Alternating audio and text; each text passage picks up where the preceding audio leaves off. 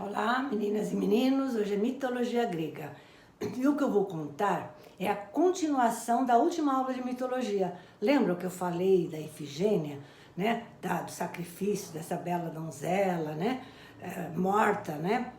No altar do sacrifício de Artemis? Então, mas como eu falei de Calcas, o adivinho que esclareceu a falta dos ventos, né? E foi ele que falou que os ventos não viriam se ela não fosse sacrificada, porque Agamenon tinha prometido que a mais bela seria sacrificada se ele ganhasse aquela guerra, aquela contenda que ele teve com os vizinhos. Bom, então eu vou falar sobre Calcas, aquele vidente que era considerado o melhor dos profetas, o melhor de adivinhar, né, as coisas que iam acontecer.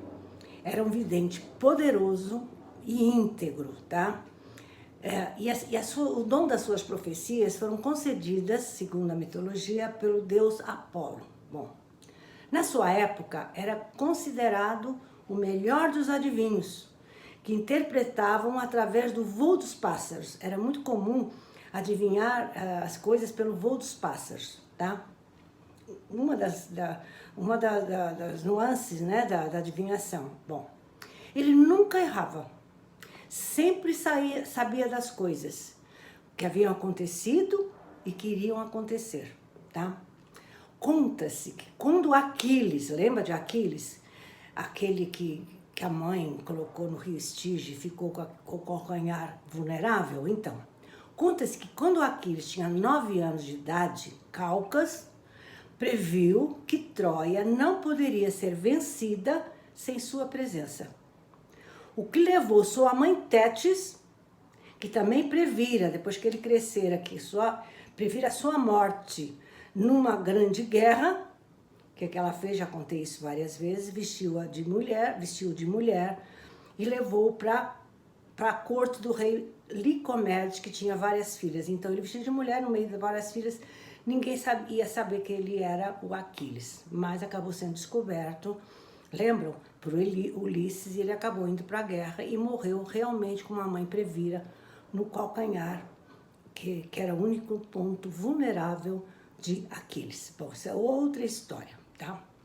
Mas voltando a Calcas, vocês já viram que os ventos não vinham. E Agamenon e os seus soldados são inquietos, né? Então, Calcas falou que ele tinha que cumprir a promessa. E acabou cumprindo e foram para Troia. Já contei na outra aula, tá? E após a derrota de Troia, quando os gregos se preparavam para seu retorno, Calcas também os deteve, dizendo que Atena, a deusa Atena, estava furiosa com eles. Eles iam demorar ainda para sair de Troia. Iam ter mais um castigo. Por quê? Pela impiedade praticada por Ajax, um herói grego.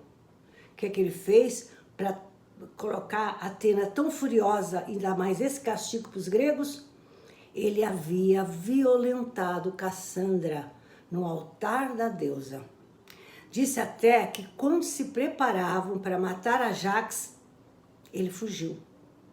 Então, os gregos pagaram por essa ação de Ajax. Isso é outra história que um dia eu vou contar com todos os pormenores. Então, demoraram para sair de lá de Troia e chegar à Grécia. Mas quando eles saíram, vieram cheios de despojos de guerra. Inclusive, o próprio Agamenon levou Cassandra consigo, tá? Cassandra era aquela filha dos reis de Troia, que ela adivinhava as coisas, sabe? Que o Apolo era apaixonado por ela e deu-lhe esse dom da profecia, mas como ela não retribuiu o seu amor, ele fez com que ninguém acreditasse no que ela falava, tá? Bom, inclusive, já contei também, que quando Paris chegou lá com Helena, ela falou, leve essa mulher daqui, que ela vai ser a causa do fim de Troia. Mas ninguém acreditou, porque todo mundo achava que ela era louca. Bom, isso é outra história. Mas voltando a Calcas, ele sabia também, ele adivinhava dos outros e dele próprio. Ele sabia que ele morreria se encontrasse na sua frente um melhor adivinho que ele. E aconteceu. Certo dia, ele teve um embate com outro adivinho chamado Mopso. E se encontraram e Calcas foi desafiado. Calcas foi questionado quantos porquinhos tinha uma porca na sua barriga e quando eles nasceriam. E ele errou. Eram 9 e ele falou 8. Então, quando a verdade veio à tona, e viu que Mopso era melhor que ele na adivinhação, porque ele acertou que eram 9 porquinhos, ele acertou quando nasceriam, então Calcas, como estava previsto, morreu de desgosto. E aí acaba a história de Calcas, tá?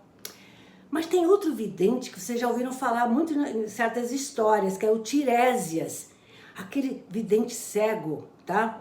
Tiresias de Tebas, que aparece muito na Odisseia de Homero. Foi ele que fez com que Ulisses descobrisse o caminho de casa, que ele também estava perdido, e chegasse à sua Ítaca. Isso é outra história também. Bom, mas agora encerrei o assunto de Calcas, o assunto dos videntes, e vou voltar a Clitemnestra, que ficou muito, muito, muito brava, muito revoltada com a morte da sua filha Ifigênia, e resolveu intimamente se vingar do marido. Bom, mas para quem era Clitemnestra? Clitemnestra, vocês conhecem bem a história, ela era filha de Leda e Tíndaro. Lembram de Leda? Aquela que foi seduzida por Zeus, transformado em cisne. E da união de Leda com os Zeus nasceram Clitemnestra, Helena, Castor e Pólux. Quando jovem, Clitemnestra casou com Tântalo. Só uma parte, esses filhos de Zeus e de Leda foram todos criados pelo marido dela, tá? O Tíndaro, como se fossem seus filhos, tá? Isso já contei em outra história. Bom, mas quando jovem, Clitemnestra era casada com Tântalo antes de conhecer Agamenon. E sabe o que fez Agamenon? Assassinou Tântalo porque ele queria Clitemnestra para si. Então, casou com Agamenon, depois que seu ex-marido foi assassinado por ele. E com Agamenon teve 3 filhos, como eu já falei, Electra, Orestes e a bela Ifigênia, que você já sabe o destino dela. Tá?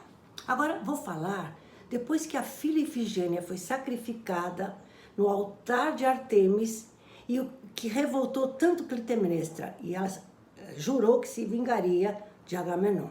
Agamenon foi para a guerra, 10 anos ficou lá, tá? Então, ela se uniu, quando voltou para casa, se uniu ao primo dele, de Agamenon, chamado Egisto. E tornou o primo dele como seu amante, tá? Enquanto Agamenon, seu marido, lutava em Troia. E eles combinaram assassinar Agamenon quando ele retornasse da guerra. E também combinaram assassinar o próprio Orestes, o filho de Agamenon e de Clitemnestra, porque ele seria o herdeiro do trono, ainda era criança. Electra, a filha, ouvindo os planos dos dois, da sua mãe e do seu amante, levou seu irmão Orestes para bem longe para ser criado. Longe para também não morrer, né, assassinado. E ela continua ali com eles, com a mãe e com o amante da mãe, como escrava, com o objetivo de avisar o pai desse plano diabólico de Clitemnestra e Egisto. Mas Agamenon, quando retornou, depois de 10 anos, acaba sendo assassinado no seu banho. Então Egisto e Clitemnestra começaram a governar o reino, mas foram assassinados e vingados por Orestes, quando retornou já adulto para reivindicar o trono. Ele foi durante muito tempo perseguido pelas Erinas, ele era um matricida, ele matou a mãe.